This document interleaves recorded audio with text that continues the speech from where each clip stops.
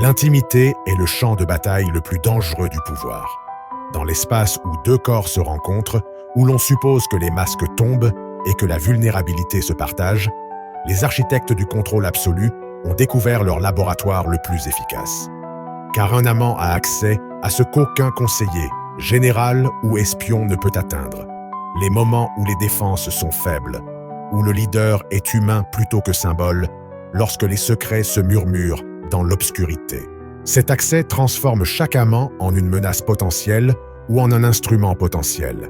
Et les maîtres du pouvoir ont appris il y a des siècles que la différence entre les deux n'est pas l'amour ou son absence, mais le degré de contrôle qu'ils peuvent exercer sur le paysage émotionnel de celui qui partage leur lit. L'histoire est remplie d'amants qui ont été détruits précisément parce qu'ils se sont permis d'aimer sincèrement, parce qu'ils croyaient que l'intimité physique garantissait la sécurité émotionnelle, parce qu'ils n'ont pas compris que pour certains types de dirigeants, l'amour n'est pas une expérience partagée, mais un outil qui doit être aiguisé, calibré et appliqué avec la même froideur avec laquelle on manie tout autre instrument de domination. Cléopâtre d'Égypte comprenait cette dynamique avec une clarté qui défie les milliers d'années qui nous en séparent. La narration populaire la décrit comme une séductrice utilisant sa beauté pour manipuler des hommes puissants. Mais cette interprétation est une simplification grotesque qui perd complètement le sens. La véritable maîtrise de Cléopâtre ne résidait pas dans son apparence physique, qui, selon tous les récits historiques, était agréable mais pas extraordinaire. Elle résidait dans sa compréhension que les hommes les plus puissants du monde, précisément parce qu'ils avaient atteint de tels sommets, vivaient dans des cages d'or où chaque interaction était transactionnelle, chaque mot calculé, chaque relation contaminée par l'agenda politique. Jules César et Marc-Antoine n'étaient pas simplement des hommes puissants. Ils étaient prisonniers de leur propre pouvoir, constamment entourés de personnes qui les voyaient comme des moyens pour atteindre des fins, qui les adulaient par peur ou par ambition, et qui ne pouvaient jamais se rapporter à eux en tant qu'êtres humains, mais seulement comme des symboles d'autorité. Cléopâtre offrait quelque chose qu'aucune richesse ou conquête militaire ne pouvait acheter. L'illusion d'être considéré comme un homme plutôt que comme un empereur. Mais voici la brillante obscurité de sa méthode. C'était une illusion méticuleusement construite, non une authenticité véritable. Cléopâtre parlait plusieurs langues couramment, était éduquée en philosophie, histoire et rhétorique, pouvait discuter de stratégie militaire et politique avec la sophistication de n'importe quel général ou homme d'État. Lorsque César ou Antoine étaient avec elle, ils vivaient des conversations intellectuelles stimulantes avec quelqu'un qui semblait les voir comme des égaux, qui semblait fasciné par eux en tant qu'individus plutôt que d'être ébloui par leur position. Elle créait un espace où ils pouvaient baisser leur garde, où ils pouvaient être vulnérables, où ils pouvaient confesser des doutes et des peurs qu'ils ne pourraient jamais admettre devant leurs propres conseillers. Et dans ces moments de vulnérabilité apparemment partagés, lorsque les hommes les plus puissants du monde se sentaient en sécurité en étant humains, Cléopâtre travaillait. Chaque confession était une information. Chaque moment de faiblesse était un levier potentiel. Chaque intimité partagée était un actif stratégique pouvant être déployé lorsque cela était nécessaire pour les intérêts de l'Égypte. Ce qui rend cela particulièrement fascinant, c'est que Cléopâtre ressentait probablement un véritable attachement envers les deux hommes. La manipulation la plus efficace ne nécessite pas une froideur émotionnelle totale. Elle exige la capacité de maintenir plusieurs réalités simultanément. Vous pouvez ressentir un véritable attachement pour quelqu'un tout en l'utilisant simultanément comme un instrument pour atteindre vos objectifs plus larges. Vous pouvez sincèrement apprécier sa compagnie tout en calculant comment chaque interaction fait avancer votre agenda. Cette multiplicité n'est pas de l'hypocrisie au sens ordinaire. C'est une sophistication psychologique qui reconnaît que les êtres humains sont suffisamment complexes pour contenir des motivations contradictoires, que l'attachement et l'instrumentalisation ne sont pas mutuellement exclusifs. Et cette capacité à opérer à plusieurs niveaux simultanément est ce qui distingue les manipulateurs vraiment maîtres des amateurs maladroits. Les amateurs pensent que la manipulation nécessite de feindre des émotions qu'ils ne ressentent pas. Les maîtres comprennent que les émotions authentiques peuvent être les instruments de manipulation les plus efficaces, à condition de garder une distance intérieure suffisante pour ne pas permettre à ces émotions de compromettre vos objectifs stratégiques. Catalina la Grande de Russia a porté cette dynamique à une expression encore plus raffinée et systématique. Pendant son long règne, Catherine eut une succession d'amants officiels, chacun soigneusement sélectionné non seulement pour l'attraction physique ou la compatibilité personnelle, mais aussi pour leur utilité politique et leur maniabilité psychologique. Le schéma était cohérent. Catherine identifiait un jeune homme, généralement de noblesse mineure, mais doté de talent et d'ambition. Quelqu'un d'assez intelligent pour être utile, mais pas si puissant qu'il devienne une menace indépendante. Elle le faisait passer de l'obscurité à la notoriété, lui attribuait des titres, des terres, des positions d'autorité réelle. Et dans le processus de cette élévation, elle créait une dépendance totale. Tout ce que l'amant possédait, tout ce qu'il était en termes de statut social et de pouvoir politique, découlait directement de Catherine. Elle était à la fois son amante, sa bienfaitrice, son impératrice. Cette fusion de rôles créait une dynamique de pouvoir si asymétrique qu'elle rendait toute relation véritablement équitable impossible. Mais Catalina était suffisamment sophistiquée pour comprendre que la domination pure, sans l'illusion de réciprocité, engendre finalement du ressentiment qui peut devenir dangereux. Elle créait donc soigneusement des espaces où ses amants pouvaient sentir qu'ils avaient une agence, que leurs opinions comptaient, qu'ils étaient des partenaires plutôt que des subordonnés. Elle leur confiait de vraies responsabilités dans le gouvernement, consultait leurs conseils sur des questions importantes, semblait valoriser leurs perspectives. Et parce que ces hommes étaient généralement intelligents et capables, ils offraient souvent des conseils véritablement utiles, apportant de véritables contributions à l'administration de l'Empire. Cette utilité réelle renforçait leur sentiment d'être valorisés pour autre chose que leur fonction sexuelle, rendant la relation plus équilibrée qu'elle ne l'était en réalité. Mais l'asymétrie fondamentale ne changeait jamais. Catalina pouvait mettre fin à la relation à tout moment, et lorsqu'elle le faisait, comme cela arrivait inévitablement lorsque l'amant devenait trop confortable ou trop ambitieux, ou simplement lorsqu'elle se lassait, le message était clair. Tout ce qu'ils avaient était un cadeau pouvant être retiré. Certains de ces anciens amants conservaient leur position et leur richesse après la rupture, mais uniquement selon des termes qui laissaient clairement entendre que tout dépendait de la bienveillance continue de Catalina. Le cas de Grigory Potemkin, son amant le plus célèbre et peut-être le seul avec qui il a eu une relation proche d'une relation d'égal à égal, illustre à la fois les possibilités et les limites de cette dynamique. Potemkin était extraordinairement capable, un stratège militaire brillant et un administrateur efficace. Sa relation avec Catherine a évolué du pur romantisme à quelque chose de plus complexe, une association qui combinait un véritable attachement avec une collaboration politique sérieuse. Il existe même des preuves qu'ils auraient pu se marier en secret, bien que cela n'ait jamais été reconnu publiquement, car cela aurait compliqué la position de Catherine. Mais même dans cette relation plus équilibrée, la structure de pouvoir fondamentale favorisait Catherine. Lorsque la phase romantique a pris fin et que Potemkin est devenu plus conseiller et ami que amant, c'est parce que Catherine l'a décidé ainsi. Il a adapté son rôle car il n'avait pas d'alternative réelle. Son pouvoir était considérable, mais il était dérivé. Il existait parce que Catherine voulait qu'il existe, et tous deux le savaient. Cette compréhension que même l'affection la plus sincère doit fonctionner dans des structures de pouvoir soigneusement maintenues est ce qui distingue les leaders véritablement efficaces de ceux qui permettent à leurs relations personnelles de compromettre leur autorité.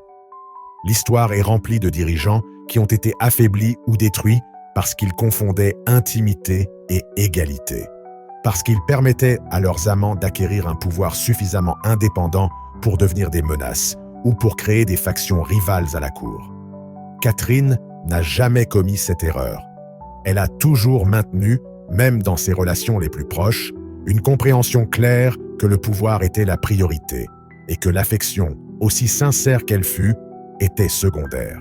Et elle communiquait cette hiérarchie non pas par des déclarations explicites, mais par des actions cohérentes, par des décisions qui rappelaient à tous, y compris à ses amants, qu'elle était d'abord l'impératrice et seconde l'amante, et que tout conflit entre ces rôles serait toujours résolu en faveur de ses intérêts en tant que souveraine. Mais tous les dirigeants n'agissaient pas avec la froide sophistication de Cléopâtre ou Catherine. Certains utilisaient des méthodes plus brutales, plus explicitement abusives, qui ne fonctionnait pas en créant l'illusion de réciprocité, mais en détruisant systématiquement la capacité de l'amant à imaginer une existence en dehors de la relation. Henri VIII d'Angleterre illustre ce schéma plus sombre. Les 6 épouses d'Henri ont vécu sous une menace constante qui dépassait le cadre politique pour entrer dans l'existence même. Henri avait montré, d'abord avec Catherine d'Aragon, puis de manière dramatique avec Anne Boleyn, qu'aucune intimité n'offrait de protection, qu'aucun sentiment préalable ne garantissait la sécurité, qu'il pouvait radicalement réinterpréter toute une relation lorsque cela convenait à ses besoins. Anne Boleyn avait été la femme pour laquelle Henri défia le pape, fractura le christianisme, risqua son royaume. Et lorsque cela ne lui a plus été utile, lorsque cela n'a pas produit l'héritier mâle dont il avait besoin, Henrique ne s'est pas simplement divorcé d'elle comme il l'avait fait avec Catherine. Il l'a accusée d'adultère avec plusieurs hommes, y compris son propre frère, des crimes qui ont presque certainement jamais eu lieu. Il l'a fait arrêter, juger et exécuter. Ce n'était pas un acte de colère impulsive. C'était une mise en scène élaborée de destruction qui envoyait un message à quiconque pourrait penser que l'intimité avec le roi offrait une quelconque sécurité. Les épouses ultérieures d'Henri vivaient avec la connaissance de ce précédent. Jane Seymour a survécu principalement parce qu'elle est morte peu après avoir donné naissance au fils tant désiré, avant de pouvoir le décevoir d'une quelconque manière. Anne de Clèves a sauvé sa vie en étant suffisamment astucieuse pour coopérer pleinement avec le désir d'Henri d'annuler le mariage, acceptant sa narration selon laquelle le mariage n'avait jamais été consommé, renonçant à toute dignité personnelle au profit de la survie. Catherine Howard, jeune et naïve, n'a pas compris les règles du jeu jusqu'à ce qu'il soit trop tard. Elle a été exécutée comme Anne Boleyn. Seule Catherine Parr, la dernière épouse, a navigué avec succès dans cette situation, et ce en étant extraordinairement prudente, subordonnant complètement toute préférence personnelle aux caprices du roi, étant à la fois infirmière et épouse pour le monarque vieillissant et malade. Catalina Parr a survécu parce qu'elle a compris ce que les autres n'avaient pas saisi complètement. Être l'épouse d'Henri n'était pas une relation dans un sens normal. C'était un rôle qui nécessitait une performance constante, une vigilance sans fin, et la disposition à ne pas avoir d'identité indépendante du service au véritable ego. Ce que Henrique illustre est comment le pouvoir absolu peut corrompre même les relations les plus intimes, non seulement en les rendant inégales, mais en les transformant en forme de terreur psychologique. Ses épouses n'étaient pas seulement des compagnons romantiques ou des partenaires politiques. Elles étaient des prisonnières dans des cages dorées, constamment conscientes que tout faux pas, toute défaillance à satisfaire les attentes du roi, toute suggestion de volonté indépendante pouvait être fatale. Et cette conscience constante du danger ne permettait aucune authenticité véritable. Chaque interaction devait être calculée, chaque mot mesuré, chaque émotion gérée. L'intimité devenait une performance, l'affection une stratégie de survie. Et Henrique, dans son narcissisme pathologique, ne reconnaissait apparemment jamais cette dynamique. Il se voyait comme un romantique, comme quelqu'un qui aimait sincèrement ses épouses, qui souffrait lorsqu'elles le trahissaient. Je ne pouvais pas, ou ne voulais pas voir que j'avais créé un système où la trahison était inévitable, parce qu'aucune femme réelle ne pouvait soutenir indéfiniment la perfection impossible que son ego exigeait. Ce modèle d'utiliser l'amour comme un instrument de contrôle ne se limite pas aux monarques historiques. Il se reproduit dans tout contexte où existe une asymétrie extrême de pouvoir combiné à l'intimité. Les leaders de sectes modernes emploient des tactiques remarquablement similaires. Des figures comme David Koresh de la branche davidienne ou Keith Raniere de NXIVM ont construit leurs empires de contrôle en partie à travers des relations sexuelles avec plusieurs suiveuses, présentées comme spirituellement significatives, mais servant en réalité de mécanismes de domination. Ces leaders créaient des hiérarchies où l'accès sexuel au leader était à la fois un privilège conférant un statut au sein du groupe et une forme d'emprise psychologique. Les femmes qui devenaient amantes du leader étaient élevées au-dessus des autres suiveuses, se voyaient attribuer des rôles spéciaux, se sentaient choisies, spéciales, spirituellement avancées. Cette élévation créait une inversion émotionnelle et une dépendance identitaire dans leur relation avec le leader. Elles se définissaient par leur proximité particulière avec lui, mesuraient leur valeur par leur accès unique à lui. Mais simultanément, cette proximité les rendait plus vulnérables. Elles connaissaient plus de secrets, avaient été témoins de plus d'hypocrisie, disposaient de plus d'informations qui pouvaient être dangereuses si elles se retournaient un jour contre le leader. Alors, le leader devait s'assurer qu'elle reste loyale, et il le faisait par une combinaison de récompenses émotionnelles et de menaces implicites. Les récompenses prenaient la forme d'une attention particulière, de moments où le leader semblait vulnérable, ce qui faisait que les femmes avaient l'impression de vraiment le connaître, qu'elles entretenaient une relation unique. Les menaces étaient rarement formulées explicitement, mais étaient communiquées à travers ce qui arrivait à d'autres qui tombaient en disgrâce. Les femmes pouvaient observer d'anciennes favorites être dégradées, humiliées publiquement, expulsées du groupe avec leur réputation détruite. Le message était clair. La position spéciale pouvait être retirée à tout moment, et lorsque cela arrivait, la chute serait dévastatrice. Ce qui rend ces dynamiques particulièrement insidieuses, c'est la façon dont elles exploitent le besoin humain de sens et de connexion. Les femmes qui s'engageaient avec ces leaders n'étaient souvent ni naïves ni peu intelligentes. Beaucoup étaient éduqués, réussis, cherchant quelque chose de plus profond que ce que leur vie conventionnelle offrait. Et le leader leur proposait précisément cela. Une narration où elles n'étaient pas simplement des professionnels, des consommatrices ou des citoyennes anonymes, mais des participantes à quelque chose d'important, choisi pour un but spécial. La relation sexuelle était encadrée comme transcendante, comme faisant partie d'une mission spirituelle ou révolutionnaire, comme quelque chose allant au-delà de la simple gratification physique. Et parce que les femmes voulaient croire en cette narration élevée, parce qu'elle offrait un sens dans un monde souvent perçu comme dénué de sens, elles contribuaient à leur propre exploitation. Ils réinterprétèrent des comportements qui, dans tout autre contexte, seraient reconnus comme abusifs ou manipulateurs, comme preuve de l'intensité ou de l'importance particulière de la relation. Cette capacité de recadrage, de transformer l'exploitation en transcendance, est peut-être l'outil le plus puissant dans l'arsenal du manipulateur. Parce qu'une fois que vous avez convaincu quelqu'un que sa souffrance est significative, que sa soumission est illumination, que son manque d'autonomie est liberté, alors vous n'avez plus besoin d'imposer l'obéissance. Ils le donneront volontairement, le défendront férocement, le protégeront des critiques extérieures, car critiquer le système revient à critiquer leur propre identité, remettre en question les choix qui ont défini leur vie. Et les leaders les plus efficaces comprennent comment créer ces récits de recadrage, comment prendre la structure de domination et d'exploitation et l'envelopper dans un langage d'amour, de but, de choix. Ils ne forcent personne, insiste-t-il. Chaque personne est ici volontairement, choisissant de participer, bénéficiant de cette relation particulière. Et techniquement, cela peut être vrai. Les personnes restent parce qu'elles choisissent de rester.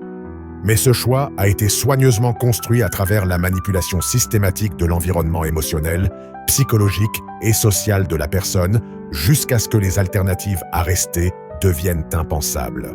Dans les contextes corporatifs contemporains, ces dynamiques se reproduisent souvent sous des formes plus subtiles, mais tout aussi problématiques. Le supérieur qui entame une relation avec une subordonnée crée immédiatement une situation où le consentement véritable est discutable, car l'asymétrie de pouvoir est trop grande.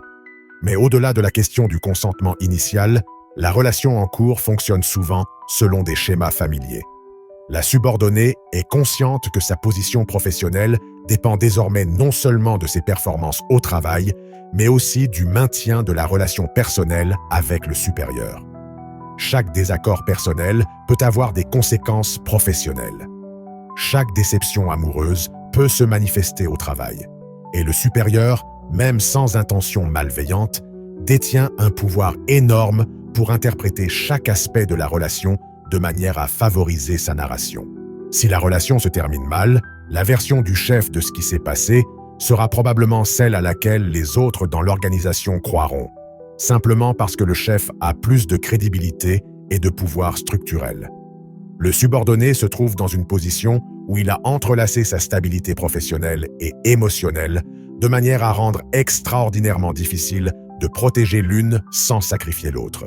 Ce que toutes ces situations, des anciennes reines au culte moderne et aux relations d'entreprise, partagent, c'est une compréhension fondamentale. L'intimité peut être un instrument de pouvoir plus efficace que la force, car elle opère à un niveau où les défenses normales des personnes sont faibles. Lorsque vous permettez à quelqu'un d'être intime avec vous, lorsque vous partagez votre vulnérabilité, lorsque vous créez des liens émotionnels, vous lui donnez accès à vos points de pression psychologique les plus sensibles. Et les personnes qui recherchent un contrôle absolu savent comment exploiter cet accès. Elles n'ont pas besoin de menaces ouvertes lorsqu'elles peuvent obtenir la conformité par la manipulation du besoin d'affection, d'approbation et de connexion. Elles n'ont pas besoin de violence physique lorsqu'elles peuvent utiliser la menace de rejet émotionnel ou d'exclusion pour modeler le comportement. Elles n'ont pas besoin d'arguments logiques lorsqu'elles peuvent faire appel à l'investissement émotionnel que la personne a fait dans la relation. Et peut-être que le plus sombre est que les manipulateurs les plus efficaces ne se voient souvent pas comme tels. Ils croient sincèrement que leurs relations sont spéciales, que leur amour est réel, qu'ils offrent quelque chose de précieux. Cette auto-illusion leur permet d'agir avec une conviction qui rend leur manipulation plus crédible. Lorsque Henri VIII pleurait la trahison d'Anne Boleyn, il ressentait probablement une douleur sincère, ignorant commodément qu'il avait orchestré les accusations qui l'ont condamné. Lorsque les leaders de sectes parlent de l'amour qu'ils ont pour leurs suiveuses, ils peuvent ressentir quelque chose qu'ils expérimentent réellement comme de l'amour, sans reconnaître que leur amour est possessif, dévorant, destructeur. Cette capacité à maintenir plusieurs réalités psychologiques, à ressentir un amour sincère tout en exploitant simultanément, à croire en leur propre bonté tout en causant du tort, est peut-être la caractéristique la plus troublante des maîtres manipulateurs. Ce ne sont pas des monstres évidents. Ceux qui ont appris à intégrer leurs besoins de contrôle avec leur besoin de se voir comme des amants, comme des bienfaiteurs, comme des personnes spéciales. La question que cela soulève n'est pas simplement historique ou abstraite. Elle est profondément personnelle et immédiate.